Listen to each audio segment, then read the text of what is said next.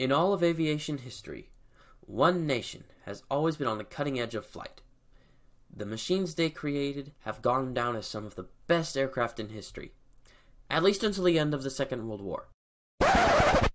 That's right, today we are talking about German aircraft. We aren't just talking about one aircraft though. Oh no, today we have a double feature. You can thank one of the most well-known pilots in history for this episode. Manfred Albrecht Freiherr von Richthofen. Otherwise known as the Red Baron, he flew two of Germany's top scout fighters during the First World War, and he has gone down in history for claiming 80 kills against the air forces of the Entente. The two aircraft he flew were some of Germany's best aircraft at the time, the Albatros D3 and the Fokker triplane. The triplane is the aircraft he is most famous for flying, of course, in which he scored his final kills of the war and was shot down in over France. But who was the Red Baron, as he would come to be known? To put it simply, Richthofen was a son of a noble Prussian family born in 1892. He would be alive for not only the turn of the century, but also for the birth of modern warfare. He was educated at home and underwent military training at the ripe old age of 11. Yes, he started military training when he was 11 years old. You have to keep in mind how much times have changed since Richthofen's day. The last major war in Europe was the Napoleonic Wars, so people saw war as either a ceremonious event or a stepping stone to a wider career field. It was way different than how we view war now. He completed cadet training in 1911 and went on to be a cavalry soldier for the German army. When the Great War started in 1914, Richthofen was serving as a cavalry reconnaissance officer. He would ride ahead of the main German forces, spot the Entente's movements, and then ride back reporting what he had seen. But as the trenches came into effect, bogging the war down and making cavalry nearly useless in battle, Richthofen found himself full of boredom, not being able to fight the enemy himself. The last straw was when he received orders to transfer into the supply chain for the German army. Basically, it meant no combat whatsoever. It was at this point where Richthofen pulled out his reverse card and... Wait a minute! Who are you? Ta-da!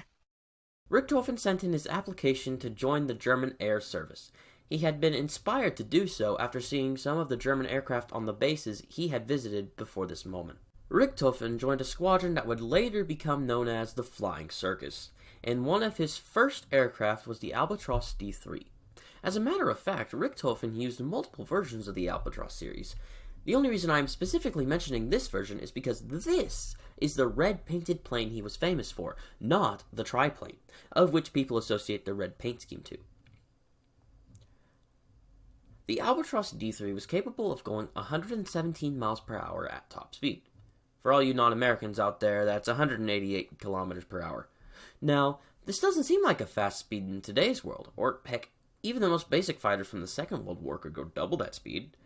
But considering that these planes were mostly made of wood, canvas, wires, and very pathetic engines by today's standards, this was a very respectable speed during the First World War, and for about another decade afterwards. Fun fact, the upper wing on the D3 was made slightly larger than the lower one. The upper wing has a wingspan of 29 feet 6 inches, while the lower wingspan sits at around 28 feet 8 inches. The craft had a height of 9 feet 2 inches and a length of 24 feet and 1 inch.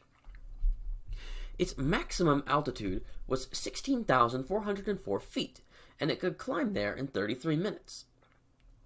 It was armed with dual 8mm, German names, Schwarzlose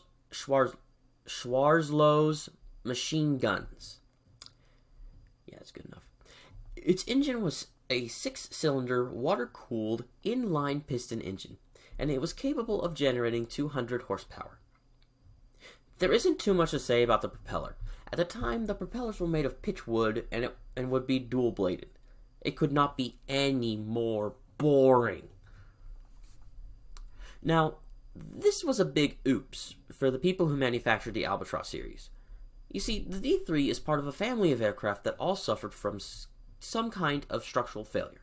For this reason, air assaults would often be halted before they could be planned in order to fix the machines.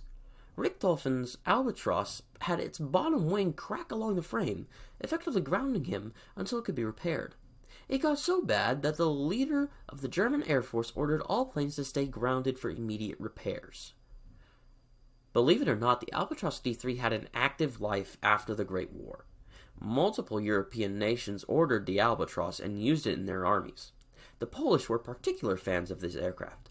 They had 38 D3s in operating condition after the war was over, and they used them as primarily ground assault craft when they fought against Communist Russia in the Polish-Soviet War, and didn't retire them until 1923. This is the plane everyone associates with Richthofen. However, this is not the plane he got the most kills in. Truth be told, this plane only earned him his last 19 kills out of the 80 overall kills. Despite the number of kills in this aircraft being measly compared to the others, this aircraft was one of the best vehicles made in this time period. The Germans weren't the first to create a triplane during the Great War. The British developed a version of the Sopwith Camel series that had 3 wings. Despite its 1 machine gun, it outperformed a good number of the aircraft it fought against. The designer of the triplane saw it one time and told his engineers to create one. After making 2 working prototypes, they were sent to the front lines for testing. Richthofen was able to gain 2 kills using the aircraft on his first flight up with it. It may not have been the fastest thing in the air, but the 3 wings and rapidly responding tail surfaces allowed it to perform crazy maneuvers that would be impossible in some other aircraft at the time. The triplane can fly at a maximum of 99 miles per hour. It's 9 feet 8 inches tall. It's 18 feet 11 inches long. The wingspan is 201 square feet. It's powered by a 9-cylinder air-cooled rotary piston engine. It has dual 7.92mm Spandau machine guns. Its maximum service ceiling is a total of 20,000 feet. Only a few triplanes survived after the Great War. One was used for aerospace study by a German scientific foundation. After a few years of this same craft was used in a few movies where it unfortunately crashed. The other notable triplane survivor was Richthofen's triplane, which was held in a German museum until it was destroyed by an Allied bombing raid during World War II. Wait a second here. So, I will never be able to see the triplane that Richthofen, the Red Baron himself, flew in. Just end the video here. Everyone should check my Discord server for a poll about the next aircraft we cover here at Ace. Maybe the next one won't have such a depressing ending like this one did.